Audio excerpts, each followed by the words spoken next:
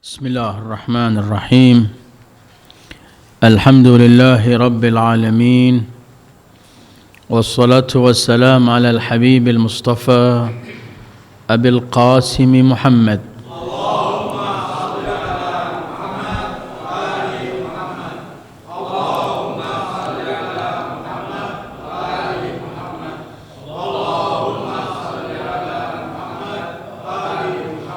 وآله الطيبين الطاهرين وأصحابه المنتجبين ومن تبعه بإحسان إلى يوم الدين. اللهم بحق محمد وآل محمد عليك صل على محمد وآل محمد وارزقنا ووالدينا وأزواجنا وأولادنا وذرياتنا من بعدنا حب محمد وآل محمد. اللهم أحينا على ذلك وأمتنا على ذلك واحشرنا في زمرة من أحب محمدا وآل محمد مع محمد وآله يا كريم. أعوذ بالله من الشيطان الرجيم.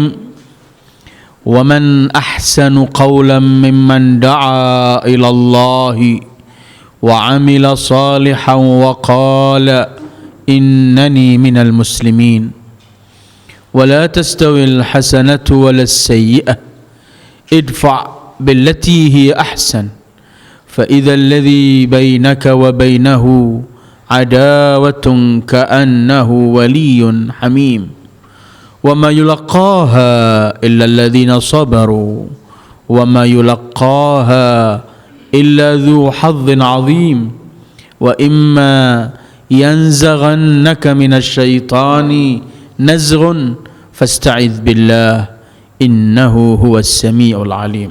صدق الله العلي العظيم. أيها الإخوة السلام عليكم ورحمة الله وبركاته. Alhamdulillah, pada malam ini kita diberi oleh Allah satu karunia nikmat besar lagi dari sekian nikmat-nikmat yang selalu diberikan pada kita.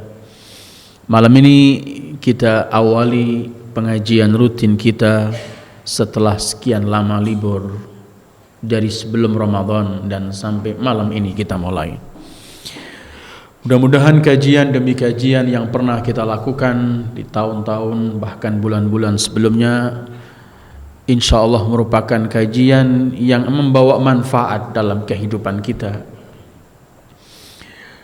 Mudah-mudahan kita tergolong dari mereka orang-orang yang mendengarkan ungkapan kemudian menyaringnya dan mengikuti yang baik dan membuang yang jelek. Karena salah satu sifat hamba-hamba Allah yang disebut oleh Allah sebagai orang-orang yang berakal adalah mereka yang mendengarkan ungkapan demi ungkapan, kemudian mereka mempraktekkan yang indah dari ungkapan-ungkapan, pelajaran-pelajaran, ayat-ayat Allah, hadis-hadis Rasul sallallahu alaihi wasallam. Allah berfirman, "Fabashshir 'ibad alladzina yastami'una al-qawla fayattabi'una ahsanah, ulaika alladzina hadahumullah wa ulaika hum ulul albab." Sampaikan kabar gembira kepada hamba-hambaku, kata Allah, mereka yang mendengarkan ungkapan demi ungkapan, kemudian yattabi'una ahsanah, mengikuti yang terbaik. Mereka lah hamba-hamba Allah, ulaika alladzina hadahumullah, yang memperoleh petunjuk dari Allah, wa ulaika hum ulul albab, dan mereka lah orang-orang yang berakal, memiliki akal. Ma'asyiral ikhwah, pengajian demi pengajian yang kita lakukan bertahun-tahun ini adalah tujuannya untuk menambah wawasan Islam kita. Untuk tujuannya kita mengenal ayat-ayat Al-Quran dengan penafsirannya, sabda-sabda indah Rasul sallallahu alaihi wasallam, ungkapan-ungkapan indah daripada a'immat ahlul bait alaihimussalam. Tapi selalu kita berkata bahwa kajian demi kajian itu tidak mau kita jadikan hanya sebagai khazanah ilmu pengetahuan, tapi kita minta pada Allah selalu agar kajian demi kajian itu akan membimbing kehidupan kita menuju kepada Allah dengan bimbingan yang terbaik dari Allah, sehingga kita hidup di dunia terpuji dan kelak dibangkitkan di akhirat terpuji bersama orang-orang yang dipuji oleh Allah. Muhammadan wa ala Muhammad. Al-Habib Ali Al-Habsyi, beliau pernah berkata, menghadiri majlis taklim itu indah, tetapi yang lebih indah ialah mengamalkan isi dari majlis taklim tersebut. Disebutkan dalam satu riwayat bahwa Rasul sallallahu alaihi wasallam apabila setelah sholat selalu beliau mengulang-ulangi doa yang beliau bersabda dalam doa itu, Allahumma inni a'udzubika min ilmin la yanfa' wa min qalbin la yakhsha' wa min nafsin la tashba' wa min du'ain la yusma'. Allahumma inni a'udzubika min haula'il arba'. Ya Allah, aku berlindung darimu dari ilmu yang tidak ada manfaatnya, dari hati yang tidak pernah memiliki kekhusyuan, dari jiwa yang tidak merasa kenyang, dari doa yang tidak diterima. Ya Allah, aku berlindung dari empat-empat itu. Apabila kita ingin mewarnai kehidupan kita dengan warna Islam yang sebenarnya, dengan sibghatullah, celupan Allah, warna dari Allah yang Allah sebut dalam Al-Qur'annya sibghatullah, wa man ahsanu minallahi sibghah, celupan Allah, warna dari Allah. Siapakah yang lebih indah warnanya selain dari yang diberi oleh Allah?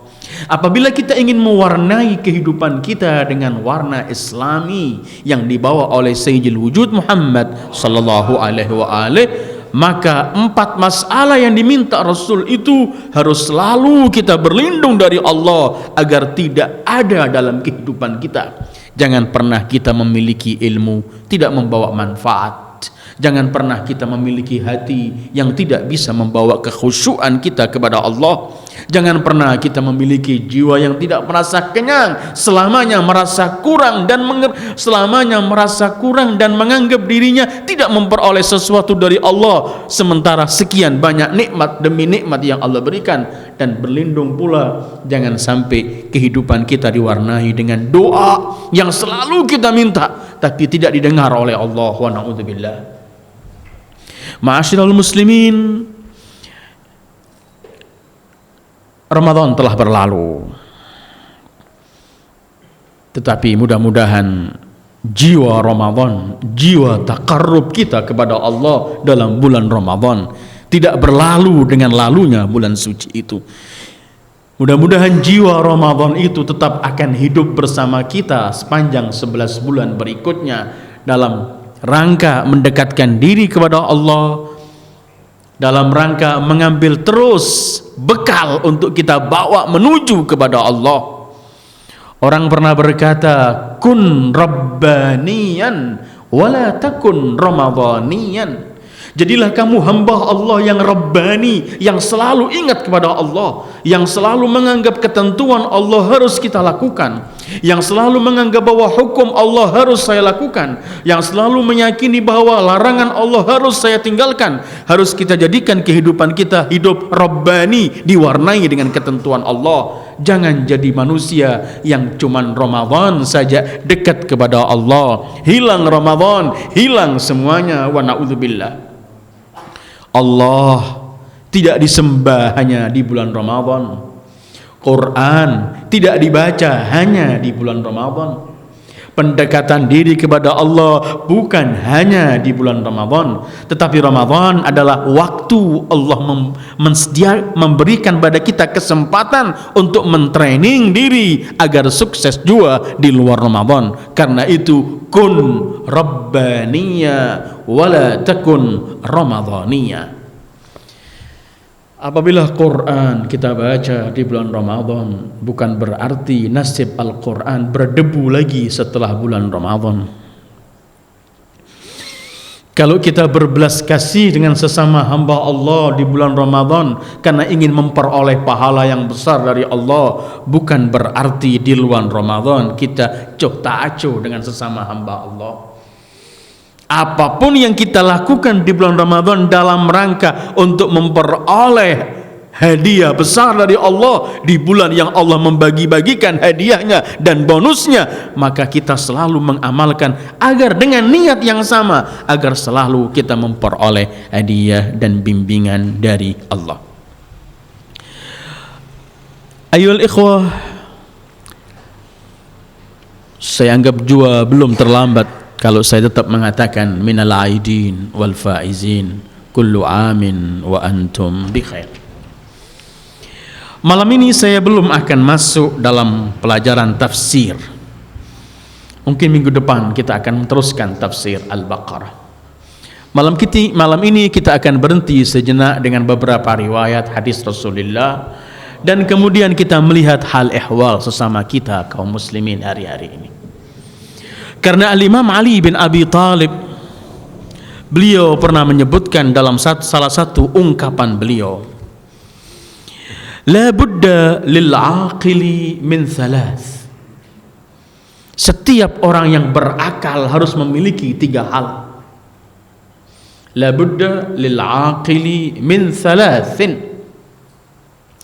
An yanzura fi sya'nih wa yahfadha lisanah wa ya'rif zamanah. Setiap orang yang berakal harus memiliki 3 hal. Mudah-mudahan kita tergolong orang-orang yang berakal, kemudian kita memiliki 3 hal ini. Pertama, hendaklah dia selalu melihat dirinya. Kedua, hendaklah ia menjaga lisannya. Ketiga, hendaklah ia tahu zamannya. Peran akal, dan saya tidak mengulangi mengenai akal, pernah kita bicarakan dalam pengajian ini mungkin 2 tahun yang lalu ketika kita membicarakan 10 sifat orang-orang berakal menurut Al-Imam Al-Ridha. Di sana pernah kita berikan pendahuluan mengenai pentingnya orang menggunakan akal, dan di awal pembicaraan tadi saya buka juga dengan saya sebutkan firman Allah ketika Allah memberikan pada kita salah satu contoh orang yang berakal, salah satu sifat orang yang berakal ialah mendengarkan kalimat, ungkapan-ungkapan, kemudian mengamalkan yang indah dari yang ia dengarkan. Seperti yang saya ulangi lagi firman Allah itu, fabashshir ibad alladzina yastami'una al-qawla fayattabi'una ahsanah ulaika alladzina hadahumullah wa ulaika hum ulul albab. Mereka lah orang, beri kabar gembira kepada hamba-hambaku yang mendengarkan ungkapan kemudian mempraktekkan apa yang mereka dengarkan, yang indah mereka praktekkan, dan mereka lah, kata Allah, sungguhnya hamba-hambaku yang memperoleh petunjuk, dan mereka lah orang-orang yang berakal. Menurut Al-Imam Ali bin Abi Thalib, pintu kota ilmu Rasul sallallahu alaihi wa alihi, bahwa setiap orang yang berakal harus memiliki 3 hal ini. An yanzura fi sya'nih. Hendaklah pertama ia melihat dirinya, keadaannya. Setiap kita wajib untuk mengenal diri kita. Setiap kita wajib untuk selalu menghitung rugi dan untungnya diri kita di hadapan Allah. Setiap kita harus menghisab diri kita. Bahkan Rasul menganjurkan, hitunglah, hisablah dirimu sebelum kelak kamu memperoleh hisab di hadapan Allah ahkamul hakimin. Hasibu anfusakum qabla an tuhasabu. Orang yang melupakan dirinya, ia pasti akan lupa dengan Allah. Orang yang melupakan dirinya, ia pasti akan menyandang sifat yang paling dibenci oleh Allah kalau dimiliki oleh makhluk, karena sifat itu hanya miliknya. Orang yang lupa dirinya pasti akan menyandang sifat congkak dan sombong. Wa daraba lana mathalan wa nasiya khalqa. Karena itu selalu Allah mengingatkan agar kita ingat pada diri kita. Bahkan Allah mengingatkan makan yang kita makan, kita masukkan, kita ingat. An yanzura fi nafsi. an yanzura fi sya'nih. Kadang-kadang orang terlalu banyak mengoreksi orang lain sehingga tidak punya waktu mengoreksi dirinya sendiri. Wa na'udzubillah. Dia melihat kesalahan terkecil di orang lain nampak, tapi kesalahan besar pada dirinya sendiri nggak pernah ia lihat. Apabila orang selalu memikirkan dirinya, bukan artinya egois, nggak memikirkan orang lain, tidak. Itu pasti orang Islam ada pengikut. Nanti kita akan bicarakan mengenai ketiga zaman. Setiap mukmin orang Muslim pasti harus memikirkan saudaranya. Tetapi sebelum mikir yang lain, bukankah Allah berfirman, "Qu anfusakum wa ahlikum nara." Jaga dirimu sendiri, baru keluargamu api neraka. An yanzura fi sya'ni. Hendaklah setiap orang yang berakal mulai memikirkan, sudahkah hari ini kuberikan sesuatu yang menguntungkan pada diriku? Menguntungkan pada dirinya artinya menguntungkan pada dirinya agar tetap hidup di jalur Allah, agar kelak dirinya tidak memperoleh siksaan dari Allah. Karena jauh dari real Allah, menyimpang dari ketentuan Allah, berarti sedang menyiksa dirinya sendiri. Karena itu Allah menyebutkan orang yang berbuat dosa, itu bahasa Al-Quran, yazlimu nafsah, sedang menzalimi dirinya sendiri. Kalau kita dengan diri kita sendiri tidak mau tahu, dengan rugi dan untung diri kita tidak ada ukuran dan tahu, nggak ada termometernya, dan kita tidak mau tahu. Kalau kita dengan diri kita tidak pernah mengoreksi kesalahan diri kita, maka kita akan mensengsarakan diri kita sendiri. Karena itu kalau Rasulullah setelah membaca wa nafsin wa ma sawwaha fa alhamaha fujuraha wa taqwaha, selalu Rasul doa, ya Allah zakkiha anta khaira man zakkaha, sucikan jiwaku, engkaulah zat yang terbaik untuk mensucikan diri. Karena itu selalu orang yang berakal menurut Imam Ahli ialah melihat dirinya, mengoreksi. Kita ini setiap saat Imam Ali menyebutkan, setiap nafasmu wahai anak Adam mendekatkan dirimu ke liang kuburmu. Sementara diri yang bernafas ini, jiwa kita ini, diri kita masing-masing ini pasti akan pergi ke sana. Sudahkah diri ini kita persiapkan? Karena itu sampai Al-Quran, dan sering saya bawa dalam pengajian ini, dan saya akan ulangi terus, karena itu konsep Al-Quran terindah untuk mendorong kita agar berlomba beramal soleh, berlomba untuk membekali diri menuju kepada Allah. Sering Al-Quran memberikan konsep bahwa sebenarnya dirimu ini adalah apabila kamu melakukan sesuatu sesuai dengan ketentuanku, ketentuan Allah, sebenarnya kamu sedang memperbaiki dirimu sendiri. Maka kamu jangan kikir untuk memperoleh kesejahteraan demi dirimu sendiri. Coba dengarkan Al-Quran, in ahsantum ahsantum li anfusikum. Kalau kamu berbuat baik, sebenarnya kamu sedang berbuat baik untuk dirimu sendiri. Wa in asatum falah. Kalau kamu berbuat jelek, kamu berbuat jelek untuk dirimu sendiri. Jangan pernah ada orang menganggap bangga dirinya bangga karena bisa membohongi orang yang masih belum mampu kerja, masih lugu dan bodoh, maka ia bohongi, dia bangga, dia bisa memperoleh keuntungan banyak karena ia mampu membohongi orang yang tidak paham. Sebenarnya dia menurut konsep Al-Quran membohongi orang lain, sedang membohongi dirinya sendiri.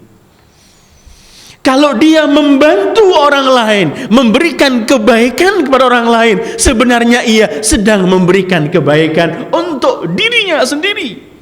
Karena itu orang kemudian yang berpaling dari real Allah, tidak lagi melihat untung ruginya dirinya yang dia lakukan.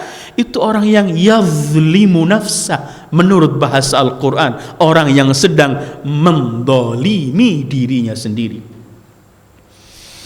Allah kan menyebutkan orang yang kikir. Orang yang kikir itu sebenarnya sedang mengkikiri dirinya sendiri. Wa man yabkhal fa innama yabkhalu an nafsih. Siapa yang kikir, dia kikir dengan dirinya sendiri. Orang lain gak mendapatkan bantuannya, sepintas ia lihat orang lain rugi darinya, tapi dia rugi sebelum orang lain itu rugi.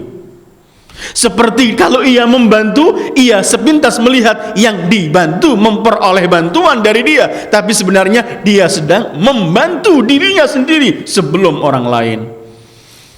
Saya teringat ketika saya pernah baca buku, ada salah satu orang diceritakan dalam buku itu, orang yang terkenal budiman, baik, royal, dermawan semuanya. Dia sering nangis ya, berkatakan, aduhai celaka diriku, aku gak pernah berbuat baik untuk orang lain. Orang sekelilingnya teriak, engkau adalah orang yang amat terkenal, begitu baik dengan orang lain, sosial, bantu orang lain. Dia mengatakan tidak. Bukankah Al-Quran menyebutkan, wa ma anfaqtum min syai'in fali anfusikum, yang kamu infakkan untuk orang lain sebenarnya untuk dirimu sendiri. Jadi sebenarnya selama hidupku ini aku hanya berbuat untuk diriku sendiri, karena kebaikannya semuanya kembali kepadaku. An yanzura fi nafsihi atau fi sya'nihi. Orang yang berakal itu duduk memikirkan, sudahkah aku memperoleh keuntungan? Sudahkah aku lepaskan jiwaku ini dari kegelapan, dari kebodohan? Sudahkah aku persiapkan diriku ini untuk menghadap Allah ahkamul hakimin? Sudahkah aku persiapkan diriku ini untuk ketika diantar oleh kerabatku, keluargaku, saudaraku, dan dimasukkan di liang kubur sendirian di malam yang begitu gelap, dan akan datang yang menanyakan, sudahkah aku persiapkan untuk itu? Ini yang dikatakan oleh Imam Ali, la budda lil aqili min thalath. Setiap orang yang berakal harus memiliki 3 hal. Pertama, an yanzura fi sya'ni. Lihat, kita kalau tidak seling mengoreksi diri, akhirnya kita hobi mengoreksi diri orang lain. Fulan salah, fulan kikir, fulan, semua orang di dunia salah, yang betul dirinya. Sementara orang yang berakal selalu melihat. Bahkan saya tidak ulangi lagi, silahkan dibaca dalam munajat Imam Sajjad, munajat di sahur bulan Ramadan yang terkenal dengan doa Hamzah Tsumali, bagaimana beliau mengoreksi diri beliau, dan beliau salamullahi alaihi yang begitu dekat pada Allah, Sajjad Zainal Abidin. Tapi hal-hal yang kecil yang kita anggap remeh ketika menimpa diri kita, dan bahkan mungkin kita punya alasan bermacam-macam karena ketinggalan hal semacam ini, itu bagi beliau tidak, beliau koreksi. Dalam doa itu beliau berkata, ya Allah, kenapa kalau aku sudah siap-siap mau sholat, kamu utus satu masalah, kamu sibukkan aku dengan sesuatu sehingga kurang khusyuk sholatku. Ya Allah, kenapa kalau aku sudah bersiap-siap ingin menghadiri majlis-majlis yang indah yang dihadiri oleh aulia-auliamu, kamu berikan aku kerjaan mendadak sehingga enggak mampu ke sana. Ketika aku ingin bermunajat kepadamu di malam hari, kamu kirim ngantuk untukku sehingga aku enggak bisa bermunajat. Kenapa ya Allah? Apakah kamu enggak mau mendengarkan suaraku lagi ya Allah? Apakah kamu tidak lagi mau melihat aku hadir di majlis-majlis orang yang melakukan perbuatan baik? Apakah terus beliau tanyakan? Padahal orang bisa beralasan, kalau kamu nggak bisa bangun malam, nggak bisa ini, kamu ngantuk, tidur pun ibadah, masih ada alasan sebenarnya. Tapi ini contoh bagaimana selalu mengoreksi diri dan ingin mendekatkan diri kepada Allah. Perlu kadang-kadang kita duduk, kenapa selama sekian tahun saya sholat nggak pernah khusyuk ya Allah? Takbir hilang semuanya. Kenapa setiap saya mau membawa Al-Quran, siap mau mengaji Al-Quran, datang tamu, datang hal-hal sehingga nggak mampu lagi membaca kitabmu ya Allah. Kita kadang-kadang jarang duduk memikirkan hari itu untuk diri kita, padahal kita punya alasan. Menghormati tamu pahalanya pun besar. Kita punya alasan nggak mampu melakukan ini, mungkin masih ada ini. Tetapi itu beliau Sajjad salamullahi alaih ingin mengajarkan kepada kita bahwa orang yang berakal selalu mengoreksi dirinya, melihat kekurangan yang ada pada dirinya. Takut kalau kemudian berangkat belum siap. Bahkan dalam doa itu beliau berkata, kenapa aku nggak boleh menangis ya Allah?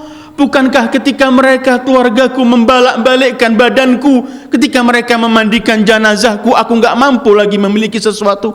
Bukankah mereka mengangkat kelak jenazahku, akan meletakkan aku di tempat yang paling gersang itu? Bukankah mereka setelah menguruk aku dengan tanah, mereka tinggalkan semua ke rumah mereka, sementara aku sendiri? Bukankah untuk ini aku harus menangis, ya Allah? Begitu Al-Imam Sajjad ketika ingin mengajarkan kepada kita bahwa orang yang berakal an yanzura fi sya'ni. Selalu dalam kehidupan ini, kalau kita kurang mengoreksi diri, yang terjadi ialah kita hobi mengoreksi orang lain. Wa na'udzubillah. Bukan dosa kita berkata kepada yang lain, hal yang kamu lakukan ini salah, yang saya tahu ini, yang benar ini. Ngoreksi orang lain semacam ini, menegur amal ma'ruf nahi mungkar bukan salah, bahkan dianjurkan dengan caranya. Tetapi hendaklah kita melihat diri sendiri sebelum yang lain. Qu anfusakum wa ahlikum nar. Kedua, an yahfadha lisana. Hendaklah orang yang berakal selain melihat dirinya, mengoreksi dirinya, apa yang sedang ia lakukan, hendaklah yang kedua menjaga lisannya. Katanya setiap pagi seluruh anggota badan ini teriak pada lisan, lisan, kami ini tergantung kamu. Kalau kamu sedikit keliru, kita semua kena. Orang kalau lisannya melakukan sesuatu ungkapan yang pedih atau menyakiti orang lain, yang kena pukul bukan harus lisan, kepala, tangan, kaki, hal-hal macam anggota badan. Setiap pagi minta tolong pada lisan, lisan jagalah, jangan sampai kamu melakukan sesuatu, kita semua korbannya. An yahfadha lisana, adalah seorang yang berakal menjaga lisannya. Menjaga lisan, jangan sampai terkeluar dari lidah kita hal-hal yang batil yang dilarang oleh Allah. Jangan sampai keluar dari lisan kita menuduh orang yang belum pasti kita ketahui kesalahannya. Jangan sampai dari lisan kita keluar mengarang-ngarang fitnah untuk menjatuhkan saingan bisnis, saingan apa-apa saja. Jangan sampai terkeluar dari lisan orang yang berakal. Karena itu Al-Imam Musa Al-Kadzim, beliau pernah mengatakan, likulli syai'in dalil wa dalilul aqili as-samt, atau kama qala. Setiap sesuatu itu ada buktinya, dalilnya, dan bukti orang berakal itu ialah diam, sering diam, enggak mengungkapkan semua adanya. Allah selalu menganjurkan kepada umat-umat terdahulu dan juga pada umat ini, waqulu linnasi husna. Katakanlah pada manusia itu yang terbaik, yang indah didengar. Ar-Rasulul A'zam sallallahu alaihi wa alihi tidak terkeluar dari lisan beliau kecuali yang indah. Sallallahu alaihi wa alihi. Terpuji semua yang dari beliau. Ingin menegur orang pun selalu tegurannya dengan yang indah. Tidak terkeluar cemoohan, cacian, tidak. Kadang-kadang ingin menegur satu orang yang salah, beliau bangun di atas mimbar, beliau mengatakan, ma balu aqwamin. Kenapa ada beberapa manusia yang melakukan hal begini? Beliau tahu ini yang melakukan. Sallallahu alaihi wasallam. Qulu linnasi husna, an yahfadha lisana, karena kesalahan lisan ini bisa menjadikan fatal. Orang lebih sakit ketika dikatakan sesuatu dengan lisannya daripada ketika ia terkena sesuatu dengan pedang atau coretan sesuatu. Luka hati lebih parah, dan biasanya datangnya luka hati itu ialah dengan ungkapan. Sampai Al-Imam Ali bin Abi Thalib dalam mendidik anak, beliau selalu berkata, kalau kamu sedang menasihati anakmu, ketika anakmu salah, ketika kamu nasihat, kamu tegur, sisakan sedikit, jangan habiskan, untuk dia bisa beralasan. Sisakan sedikit supaya dia masih mampu mengungkapkan alasannya. Karena orang yang sudah dihabiskan gak mampu lagi menjawab, dia bisa punya raddu fi'lin, dia bisa mempunyai satu sikap yang lebih ngawur. Wa na'udzubillah. Sampai menegur anak, Karena itu kalau Al-Habib Ali Al-Habsyi dalam Maulud, kalau kita baca Syama'il itu, beliau ringkes, dan pernah kita bahas 2 tahun lalu peresmian tempat ini, kana la yaqulu wa la yaf'alu illa ma'rufa. Tidak berbicara, tidak melakukan sesuatu kecuali indah, dan inilah yang dibawa Sayyidul Wujud Muhammad. An yahfadha lisana. Memang lidah tidak bertulang, orang berkata. Semua kita pernah kadang-kadang terlepas dari kita sesuatu, tapi apabila itu sampai terjadi karena kita emosi, karena kita kadang-kadang punya hawa nafsu dan ada syaitan, kita bisa langsung ikutkan, sertakan permohonan maaf apabila terlanjur kita melakukan sesuatu. An yahfadha lisana. Pernah orang berkata dalam bait-bait syairnya, ihfadz lisanaka ayyuhal insanu la yaldaghannaka innahu thu'banu kam fil maqabir min qatil lisanihi kanat dhahabu liqa'ahu syuja'anu. Hei manusia, jagalah lisanmu, ini ular yang berbisa, jangan sampai kamu digigit sendiri dengan lisanmu. Berapa banyak orang yang sedang di kuburan ini tergeletak mati, padahal dulunya adalah orang-orang yang ditakuti orang. Dia memperoleh semua ini karena lisannya. Orang bisa membunuh karena lisan, bisa perang karena lisan. Karena itu Rasul sallallahu alaihi wa alihi menentukan, wahai orang yang mukmin, man kana yu'minu billahi wal yaumil akhir falyaqul khairan aw liyasmut. Orang yang beriman kepada Allah dan hari kemudian, berbicaralah yang baik atau diam. Membicarakan hal yang menyenangkan orang, yang enggak menipu orang, tidak bohong kepada orang, tidak menuduh orang. Kapan baik, kapan diam itu baik, dan kapan berbicara itu baik, tergantung, relatif tergantung. Kalau kita wajib berbicara karena ada sesuatu yang wajib kita sampaikan, maka kita diam jelek, harus bicara. Kalau sewaktu harus kita diam, maka bicara jelek. Yang penting qul khairan litaghnam awiskut litaslam. Katakan yang indah agar kamu memperoleh keuntungan, atau diamlah agar kamu selamat. Ini karena itu lisan ini, kita mungkin punya odol ya. Kalau odol sudah kita keluarkan ke sikat, itu nggak bisa lagi kita masukkan tempat odol itu. Pepatah Cina dia berkata, al kalimatu anta malikuha, fa idza nataqtaha hiya malakatka. Kalimat itu kamu pemiliknya sebelum kamu keluarkan. Tapi kalau sudah kamu lontarkan, maka kamu dimiliki oleh kalimat itu. Kalau kalimat yang kamu lontarkan jelek, kamu akan memperoleh kejelekan dari itu. Kalau kalimat yang kamu lontarkan indah, kamu akan memperoleh keindahan dari kalimat itu. Nggak bisa kita kembalikan lagi kadang-kadang, kecuali kalau sudah terlanjur, mohonlah maaf kepada orang yang disakiti. Kedua, tanda orang yang berakal ialah an yahfadha lisana. Ar-Rasulul A'zam sallallahu alaihi wa alihi, beliau ini hidup dengan para sahabatnya, beliau duduk dengan mereka, beliau bergurau dengan mereka. Bukan Rasul enggak bergurau sallallahu alaihi wa alihi, beliau bergurau dengan, karena yamzah walakin la yaqulu illa haqq. Beliau bergurau tapi enggak berbicara kecuali benar. Kadang-kadang ada orang yang datang dengan beliau, bergurau dengan beliau, beliau ketawa juga. Tetapi setiap orang yang dengan beliau merasa Rasul sedang menghormati aku, nggak mendengarkan ungkapan dari beliau kecuali yang terbaik. Datang Badui mengatakan, ya Rasulullah, aku bawa hadiah untukmu. Apa kata Rasulullah? Baju. Aku pergi ke pasar, aku lihat baju ini yang paling indah, dan aku yakin tidak ada yang pantas pakai baju ini kecuali engkau ya Rasulullah. Karena itu aku datang membawa hadiah ini untukmu. Kalimat indah ungkapannya, diterima Rasulullah. Terima kasih kata Rasulullah. Kata orang itu, tapi ya Rasulullah belum saya bayar.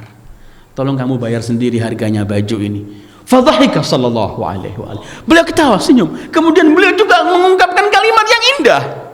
Karena memang tidak keluar dari beliau kecuali indah sallallahu alaihi wasallam. Bergurau, tapi tidak berbicara kecuali yang indah. Ketika beliau mengungkapkan satu kalimat yang orang tidak paham, kemudian akan tersentuh hatinya, tertusuk, beliau jelaskan kalimatnya. Kana la yaqulu wa la yaf'alu illa ma'rufa. An yahfadha lisana. Ayyuhal ikhwah, terjadinya fitnah di mana-mana. Terjadinya tuduh menuduh di mana-mana. Terjadinya bahkan bunuh membunuh. Terjadinya pertumpahan darah kadang-kadang karena kurang mengontrolnya lisan. Seringnya orang cuma menyampaikan hal-hal yang negatif, yang 1 senti dijadikan 10 meter. Tambah. Ya apa caranya supaya orang lain bisa marah? Selalu memancing orang, memancing kemarahan orang, menikmati kalau ada perselisihan di antara sesama manusia, sesama hamba Allah. Karena itu Rasulullah sallallahu alaihi wa alihi beliau pernah bersabda, "Ala unabbiukum bisyirarikum?" Qalu bala ya Rasulullah. Maukah kalian aku beritahukan pada kalian siapa orang-orang yang paling jelek di tengah-tengah kalian? Wa na'udzubillah, koreksi Rasulullah. Definisi dari beliau orang yang jelek. Para sahabat berkata, iya ya Rasulullah, siapa itu? Kita ingin tahu. Dan kita juga ingin tahu orang-orang yang jelek, supaya kita nggak masuk ke rombongan orang-orang jelek itu. Beliau menyebutkan al-mufarriquna bainal ahibbah, yang suka memisahkan antara sahabat demi kawan demi kawan. Yang asalnya rukun, kawan akrab, ya apa caranya supaya kelahi? Keliling kemana-mana untuk memutarbalikkan. Jadi Rasulullah ketika mengatakan ala unabbiukum bisyirarikum, qalu bala ya Rasulullah, qal al-masyauna bin namimah, al-mufarriquna bainal ahibbah, al-baghuna lil bura'a aw lil bara' al-ma'ayib, yang selalu keliling sana ke sini mengadu domba, yang selalu ke sana ke sini memisahkan antara kawan dengan kawan, famili dengan famili, kerabat dengan kerabat. Yang ketiga, yang suka menyebarkan aib-aib kesalahan orang-orang yang tidak punya salah, karang-karang. Ini juga karena lisan. Lisan yang membawa ngadu domba via lisan. Menyebarkan aib orang, lisan. Memisahkan, memecah belahkan sesama saudara, famili, keluarga, kerabat, semuanya lisan. Karena itu salah satu tanda orang berakal ialah an yahfadha lisana. Hendaklah ia menjaga lisannya.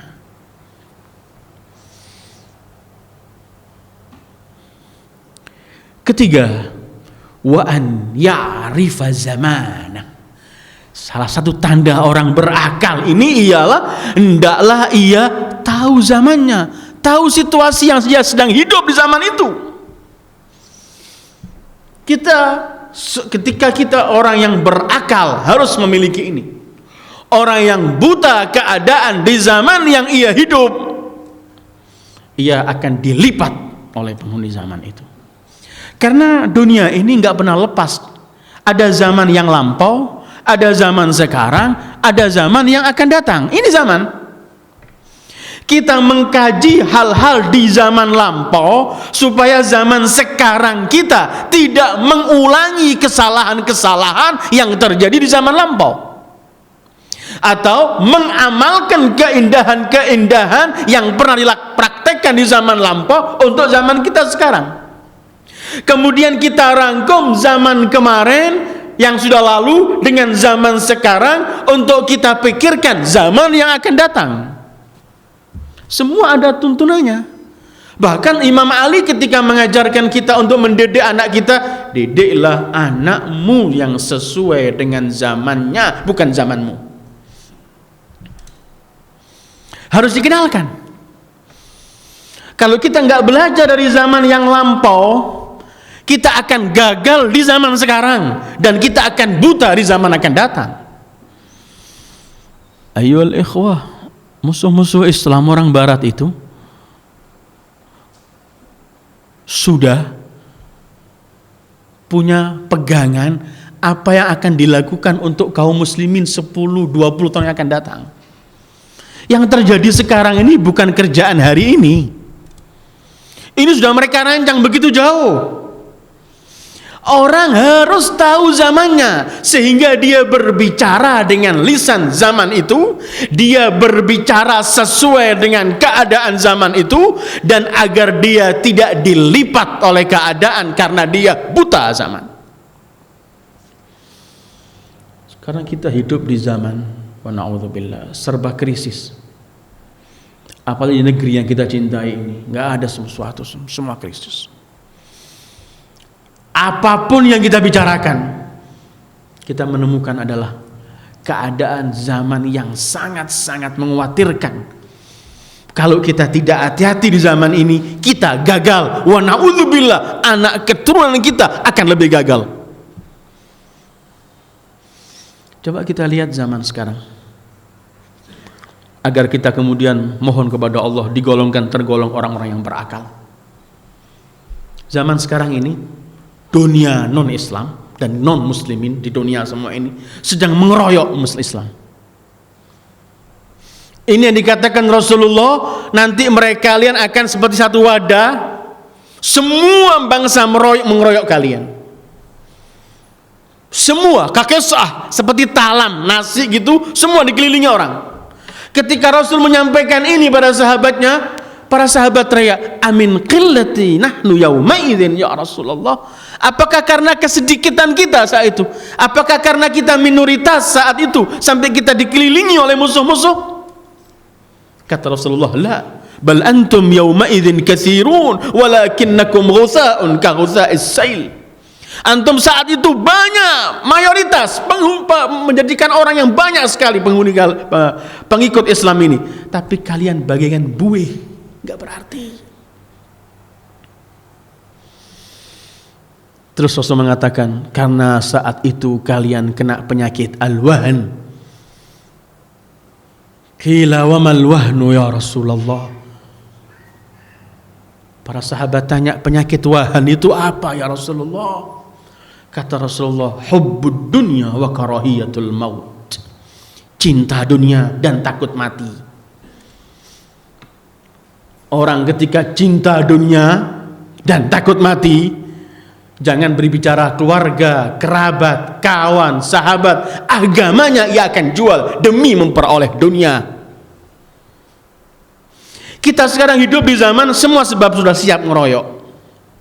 Semua musuh Islam, Zionisnya, Salibisnya, semua dengan semua cara, dikeroyok dengan semua cara. Tapi sebenarnya mereka sedang ketakutan dengan umat Islam. Mereka di antara mereka berselisih. Tidak ada yang bersatu antara mereka Salibis, antara mereka Zionis, nggak ada yang bersatu. Mereka semua berselisih. Wa aghrayna bainahumul adawata wal baghdha. Bagi mereka Zionis, Allah menyebutkan tahsabuhum jami'an wa qulubuhum syatta. Kamu melihat mereka sepintas kompak bersatu, mereka berpecah belah. Tetapi mereka itu semua kompak bersatu meninggalkan semua perselisihan mereka kalau menghadapi kita, musuh bersatu ini. Walladzina kafaru ba'dhuhum awliya'u ba'd. Illa taf'alu takun fitnatun fil ard wa fasadun kabir. Mereka, kata firman Allah, mereka orang-orang kafir sesama mereka bersatu. Kalau kalian tidak seperti mereka dalam kebersatuan, akan terjadi fitnah yang dahsyat di bumi Allah, dan sudah terjadi. Orang harus tahu zamannya. Lah kalau zaman semacam ini, negeri kita orang tidak mendapatkan pengayoman yang genah untuk menjaga keselamatan dirinya. Orang sulit memperoleh makan, minum, sandang pangannya sulit, mencari makan, mencari nafkah sulit. Sekian banyak penganggur S1, S2 yang bersekolah, apalagi yang nggak sekolah. Sekian banyak yang di PHK, bermacam-macam. Kemudian krisis panutan, siapa yang diikuti? Kesana tertipu, kesini tertipu. Lebih banyak orang mengambil keuntungan daripada memberikan keuntungan pada yang lain. Dalam kondisi semacam ini harus kita tahu apa yang harus kita lakukan supaya kita tergolong orang yang berakal, mengenal zamannya, bahwa zaman ini adalah zaman waktunya kita untuk merangkul sesama muslim, karena kesian keadaannya kalau enggak dilipat oleh keadaan. Untuk hal semacam ini hendaklah kita tahu zaman, maka kita memberikan yang terbaik sesama kita. Lupakan hal-hal yang kurang kita, yang dulunya kita mungkin berselisih, hal-hal yang kecil lupakan, demi karena musuh yang lebih besar menghalang kita. Kalau sudah zaman semacam ini kita masih sibuk urusan hal-hal yang sepele, apalagi kemudian musuh-musuh Allah di luar ini menyebarkan kebuduhan di tengah-tengah umat Islam. Gak paham umat Islam, Islamnya ini apa, gak paham. Kenapa saya jadi orang muslim toh gak paham? Apa yang diberikan Islam kepadaku tidak paham. Kenapa Allah menghalalkan ini, mengharamkan ini, tidak mengerti. Dalam keadaan kebuduhan semacam ini merupakan umpan yang paling enak bagi musuh-musuh Allah. Kemudian dalam kebodohan ini kita akhirnya lebih cepat diadu domba karena kita bodoh. Bodoh itu makanannya orang-orang yang pintar itu. Orang kalau bodoh dimakan sudah, dilipat. Keluar akhirnya ungkapan-ungkapan, lebih baik Yahudi daripada saya berkawan dengan orang ini. Saudaranya salat, mengesahkan Allah, mengakui Sayyidul Wujud sebagai nabinya, dia mampu berkata dengan lisannya tanpa ia pedulikan, lebih baik Yahudi, jangan dia. Saudaranya lapar, memerlukan bantuan, ia akan berkata, mampuslah kamu, karena dia gak tahu situasi, dia dimakan. 3 minggu yang lalu saya dapat buku dikarang oleh Hasan Hussein Ubaidillah atau Hussein Hasan Ubaidillah As-Segaf dari Yaman. Buku itu namanya adalah, judul buku itu Qissatu Irhabi, cerita seorang teroris. Buku itu menceritakan seorang anak kecil di Yaman umur 6 tahun diculik, dibawa ke Israel, brainwash di Israel, cuci otaknya. Dan ternyata di sana bukan cuma dia sendiri, sekian banyak anak-anak kecil kaum muslimin dari penjuru dunia dikumpulkan di sana, dilatih di Israel. Kadang-kadang dibawa dilatih juga di Amerika, dilatih di dalam satu kelompok Zionis yang paling keras, yang tujuannya cuma ingin membuat kekacauan di dunia, haus darah, kemana-mana ingin cuma melakukan kebencian dan memberikan kebencian terhadap orang. Orang ini dilatih, tugasnya menghancurkan semua yang berbau Islam dengan bermacam-macam cara, antara lain dengan mengadu domba. Dalam buku itu pengakuan dia pergi harus ke Irak mengebom masjid-masjid sunnah maupun masjid-masjid syiah. Masjid sunnah dibom agar syiahnya marah, masjid syiahnya dibom agar sunnahnya marah, agar kelahi sama mereka. Sebelumnya di Irak tidak ada perbedaan, mereka sama, yang sunnah kawin dengan keluarga yang syiah kawin dengan keluarga sunnah, berdampingan menjadi ipar dan semuanya satu. Bahkan yang menjaga masjid Al-Imam Al-Hasan Al-Askari dan Al-Imam Ali Al-Hadi sampai sekarang orang Sunni, nggak ada masalah. Tapi dalam pengakuan dia harus meledakkan ke sana, meledakkan ke sini, haus. Dan masalah harta, biaya, yang membiayai pengusaha-pengusaha minyak di dunia dan pengusaha narkoba. Cukup 12 tahun dia sudah tidak lagi kenal Allah, gak lagi pernah sholat, gak lagi pernah mengenal semua itu. Yang ia inginkan ialah bagaimana menghancurkan orang.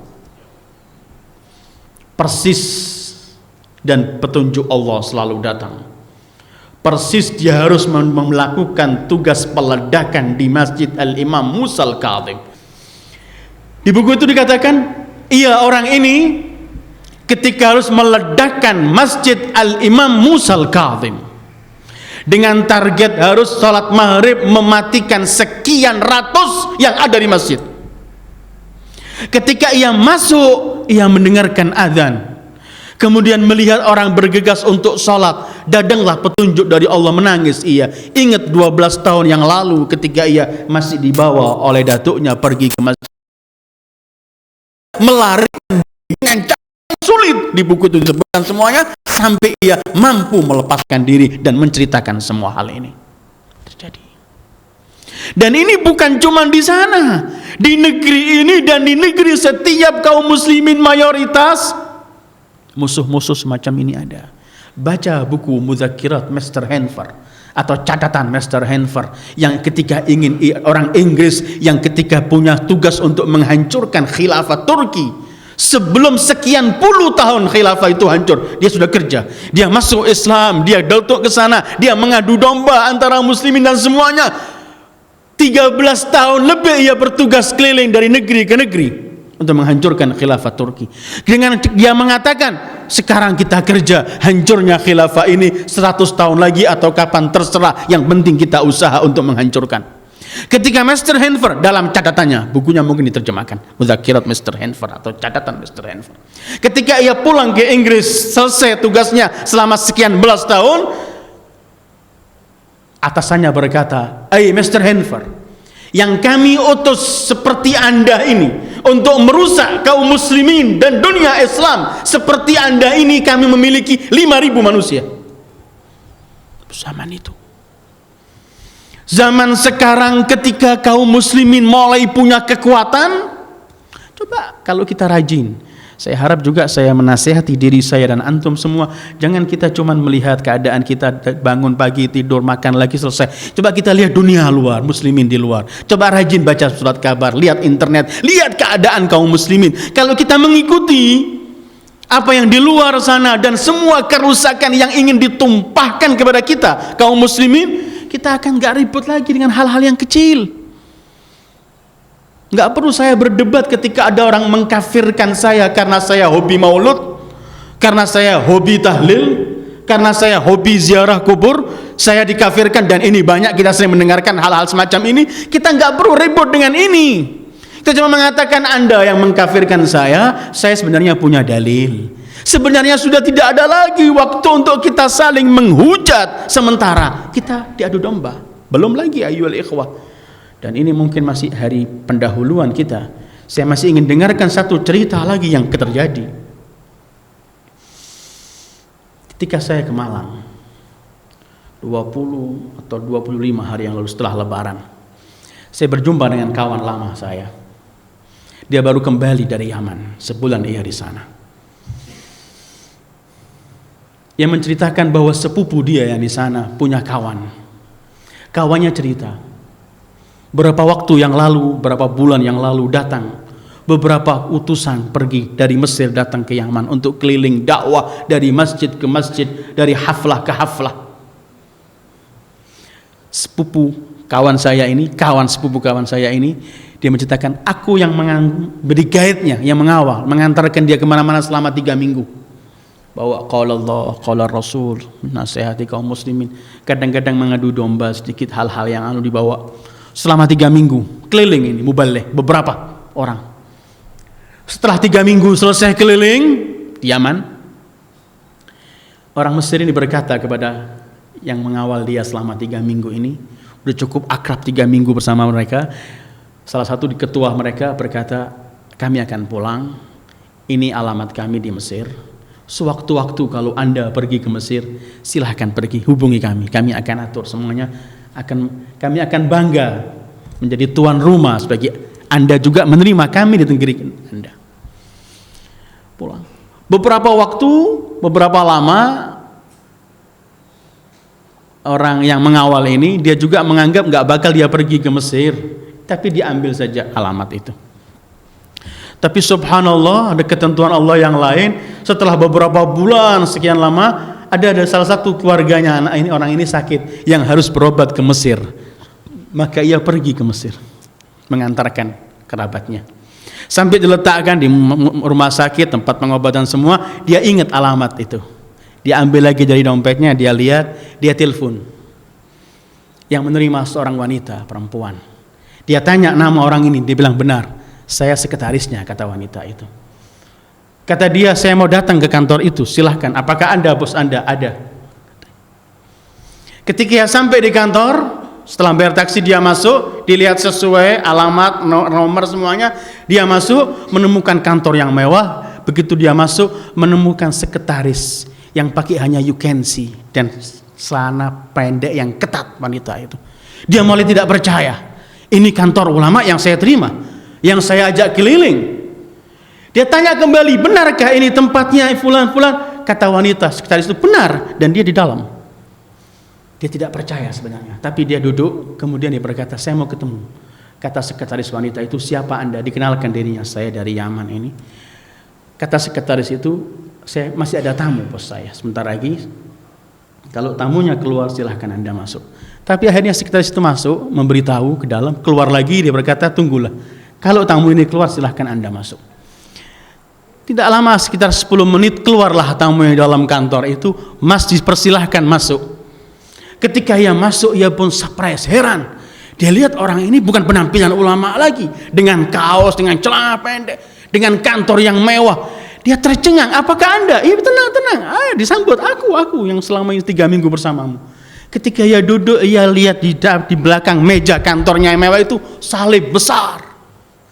Dibilang, Anda ini yang saya kawal kemana-mana dakwah. Iya, agama saya ini kemarin saya cuma tugas saja untuk mengobok-obok kaum muslimin. Hal-hal semacam ini datang di dunia kaum muslimin. Dan sekarang kita lihat di negeri kita banyak dengan cara-cara yang sangat-sangat keji bagaimana cara mereka menarik. Sebenarnya cara mereka bukan cuma agar kita pindah agama. Mereka punya beberapa cara. Antara lain ada yang ditugaskan untuk cuman membuat adu domba kaum muslimin. Kedua, ada yang dibuat bentuknya, caranya untuk memberikan masalah-masalah yang ke kaum muslimin pemudanya karena nggak paham Islam, akhirnya ragu dengan keislamannya. Ketiga, baru mereka ingin menawarkan ke agama mereka. Hal-hal semacam ini yang terjadi di tempat kita, yang jadi mangsanya saudara-saudara kita. Kalau kita tidak kenal zaman kita, maka kita sebenarnya sedang memberikan jalan licin untuk musuh-musuh Allah mengobrak-abrik kaum muslimin di tempat kita, atau memberikan jalan licin untuk menjadikan musuh-musuh Allah mampu melakukan hal-hal yang keji terhadap sesama saudara kita. Kita kadang-kadang kalau berbeda sama orang saja sudah melihat orang ini seperti musuh kita. Senyum tidak mau. Harus nampakkan mesem, nampakkan kita ini harus menampakkan yang sadis. Siapa? Kalau memang dia itu salah, benar-benar salah, tetap kita kalau sebenarnya pengikut Sayyidul Wujud Muhammad ingin menegur dia, ingin menyelamatkan dia, kita harus bersikap baik agar dia kembali kalau memang ia salah dan sesat. Sering saya sampaikan, orang yang tidak sepaham dengan kita tidak sejahat seperti Fir'aun. Orang yang ingin memiliki kebaikan melihat orang yang salah tidak seindah dan semulia Nabi Musa dan Harun. Sementara Allah memerintahkan Nabi Musa dan Harun untuk pergi menegur orang yang paling bobrok, paling rusak, yang mengaku Tuhan, yaitu Fir'aun. Tetap Allah berfirman, wa qula lahu qawlan layyina. Katakan hai Musa dan Harun kata-kata yang lembut. Dalam surat Saba ayat 9 kalau saya tidak salah, Allah pernah ayat 24. Allah mengajarkan pada kita kalau Rasulullah berdebat. Artinya sedang berdakwah kepada orang yang belum mengikuti agamanya, kafir. Tapi Rasulullah ketika berdebat ingin menarik dia agar mampu masuk ke agamanya, menyelamatkan beliau Sayyidul Wujud, beliau masih menyebutkan wa inna au iyyakum la ala hudan au fi dhalalim mubin. Kami atau kalian yang sedang dalam petunjuk Allah atau dalam kesesatan? Rasul nggak pernah ragu kalau beliau tidak dalam petunjuk Allah. Beliau sangat yakin beliau atas hidayah petunjuk Allah, dan selain beliau sesat, tetapi untuk rangka menarik orang yang dalam keadaan sesat, beliau berkata, kami atau kamu dalam petunjuk Allah atau dalam kesesatan. Maka orang yang berakal adalah orang yang tahu situasi zamannya. Jangan kita buta zaman. Jangan kita cuma baca hal yang ada sekeliling kita. Kita nggak tahu perkembangan dunia kaum muslimin. Apa yang terjadi sekarang kaum muslimin di luar ini. 2 minggu yang lalu Itali mengeluarkan kloset di belakang persis tempat orang maaf duduk mengeluarkan kotorannya, ayat kursi. 2 minggu yang lalu heboh di Itali. Hal-hal semacam ini terus terjadi, terus kita sesama muslim harus, karena cuman berbeda penampilan harus lain, salam tidak mau, yang mau cuman menyampaikan kejelekannya ke sana ke sini, mengobrol kejelekan orang lain. Kita selalu mohon maaf dari Allah dan selalu minta petunjuk agar tidak tergolong semacam ini. Kita pun, siapapun kita dan apapun mazhab kita jangan mau hanyut melawan orang yang dalam memiliki sifat yang keras, kasar. Anda jangan kalau ketemu orang yang mengkafirkan Anda karena Anda sering maulud, sering tahlil, sering ziarah kubur yang dianggap oleh orang-orang tertentu Anda musyrik, Anda pun jangan memusyrikkan mereka, karena nanti kita memiliki sikap yang sama dengan mereka. Tetap kita harus adu argumen yang indah untuk meyakini pun dia seorang muslim. Sementara saya dikafirkan karena saya hobi tahlil, maulud, sementara saya pun punya dalil, saya tidak akan bersikap seperti mereka. Karena itu ayat yang saya baca tadi ialah waman ahsanu qawlan mimman da'a ilallah. Siapa yang lebih indah dari ungkapan dari orang yang berdakwah mengajak orang kepada Allah. Ingat, da'a ilallah, berdakwah mengajak orang pergi kepada Allah. Jangan berdakwah mengajak orang kepada kepentingan pribadi. Jangan berdakwah mengajak orang kepada partai. Jangan berdakwah mengajak orang kepada mazhab. Jangan berdakwah mengajak orang kepada kepentingan tertentu, tetapi da'a ilallah, giring hamba Allah untuk menuju kepada Allah.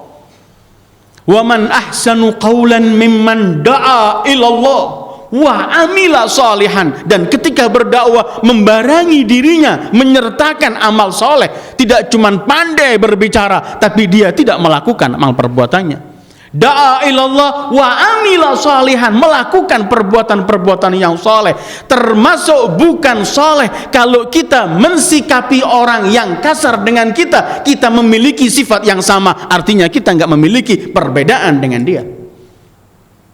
Kemudian wa qala innani minal muslimin, dakwah kepada Allah, beramal soleh, dan ia berkata, aku tergolong dari kaum muslimin. Tidak lagi dia mengatakan aku tergolong dari partai ini, aku tergolong dari mazhab ini, aku tergolong dari kabilah ini, aku tergolong dari kampung ini. Tidak, tapi waqala innani minal muslimin, saya dan antum sama sebagai seorang muslim. Kemudian la tastawil, ayat berikutnya, la tastawil hasanatu walas sayyi'ah, kebaikan tidak pernah sama dengan kejelekan. Kebaikan ya baik, kejelekan ya jelek. Kebaikan sedikit pun tetap baik, kejelekan sebanyak pun tetap jelek, sedikit pun tetap jelek. Wala tastawil hasanatu walas sayyi'ah. Terus idfa billati hiya ahsan, sahutilah orang yang berbuat jahat, jelek dengan kebaikan. Jangan kita sama-sama jelek, sama-sama jahat. Mereka punya perangai keras dengan kita, kita ingin memiliki perangai yang sama, akhirnya kita sama dengan mereka. Jangan. Idfa billati hiya ahsan. Janji Allah, fa idzal ladzi bainaka wa bainahu adawah ka'annahu waliyyun hamim. Kalau kamu menyahut dengan kebaikan, yang tadinya musuh bebuyutan akan jadi kawan akrab denganmu.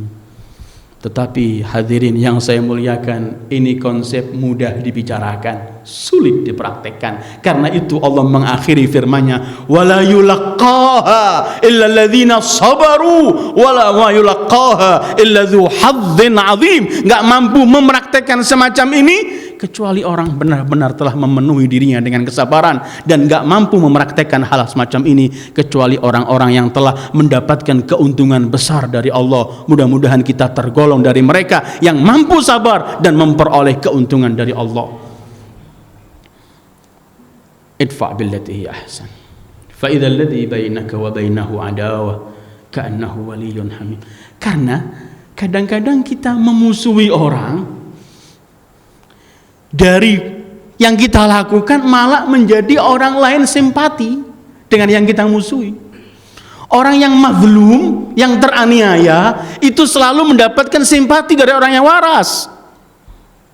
Karena itu Imam Husain ketika beliau mengatakan di Karbala, dalam perang di Karbala yang tidak sesuai itu, justru semua meyakini, dan Sayyid Qutb pun dan pernah saya sampaikan, justru di Karbala ketika beliau dibantai, keluarga beliau dibantai, sahabat-sahabat beliau dibantai, justru di Karbala beliau memperoleh kemenangan. Setiap dimusuhi akan ada orang yang berakal. Kenapa dimusuhi? Ingin tahu. Karena itu jangan kita mensikapi orang yang beda dengan kita dengan cara yang kasar. Akhirnya malah kita mengembangkan apa yang mereka miliki dan kita keliru akhirnya.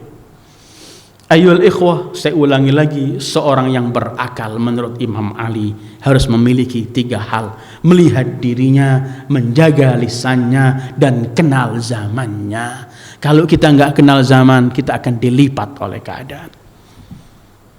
Kadang-kadang kita ini bangga kan, kaum muslimin di dunia ini sekian miliar, 1,5 miliar. Kita banggakan bilangan ini. Sadar atau tidak, kita banggakan bilangan ini. Sementara dalam prakteknya kita kelahi sesama kita. Yang mana kelompok ini sekian kita anggap belum, masih musyrik, sekian ini belum beriman. Orang yang kita banggakan termasuk kelompok tadi itu justru yang kita anggap keluar dari ketentuan kita. Wa na'udzubillah. Karena itu jangan pernah kita mengkafirkan orang, jangan pernah kita memusyrikkan orang. Tapi kalau kita dimusyrikkan orang karena seperti yang kita lihat di luar, karena sering melakukan hal-hal yang dianggap ini keliru, maka kita jangan mempunyai perilaku seperti yang mereka miliki. Idfa' billati hiya ahsan. Saya tutup dengan satu cerita yang pernah saya sampaikan. Datang seorang kepada Imam Baqir dengan biadab, ia berkata, anta baqar? Oh, kamu ini baqar. Baqar itu artinya maaf, sapi. Kata Imam, la, ana baqir. Oh, anta ibnul khaddamat, ibnul tabbakha. Oh, kamu anaknya tukang masak itu ya, pembantu. At-tibakha min mihnatiha. Memang ibuku sering masak.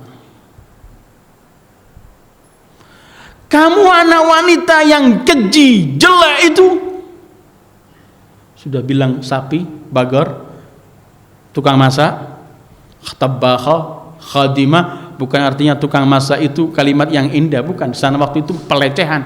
Sudah cukup itu dikatakan, oh, anaknya wanita yang jelek, perangainya keji. Ketika sampai terakhir kata Imam Baqir, kalau memang begitu, semoga Allah mengampuni wanita itu. Kalau tidak begitu, kamu salah, semoga Allah mengampuni kesalahanmu. Terus dia teriak, benar-benar kamu adalah cucu Muhammad sallallahu alaihi wasallam. Dengan simpel. Dan hal-hal semacam ini banyak. Cuman sekali lagi kita mohon dari Allah, semoga Allah memberikan kita taufik untuk mampu. Karena ini mudah dibicarakan, sulit dipraktekkan. Tapi kita mohon kepada Allah, sekian lama kita menuntut ilmu agar mampu kita praktekkan ilmu itu. Dan mudah-mudahan kita digolongkan dari orang-orang yang berakal. Alladzina yastami'una al-qawla fayattabi'una ahsana. Ulaika alladzina hadahumullah wa ulaika hum ulul albab. Wassalamualaikum warahmatullahi wabarakatuh.